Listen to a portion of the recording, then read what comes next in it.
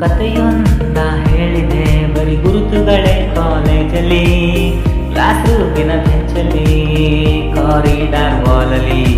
ಏನು ಹೇಳಬೇಕು ಅಂದೆ ಏನದು, ಬೇಗ ಹೇಳು ಯಾರು ಕೇಳಬಾರದು.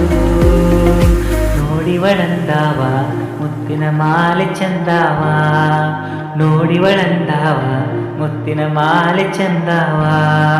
ಬಾ ನೋಡು ಗೆಳತಿ ನವಿಲು ಗರಿಯು ಮರಿ ಹಾಕಿದೆ, ಏನೋ ಏನೋ ಆಗಿದೆ ನನಗೆ ಗೊತ್ತೇ ಆಗದೆ. ಹುಡುಗಿ ಹುಡುಗಿ ನಿನ್ನ ಕಂಡಾಗ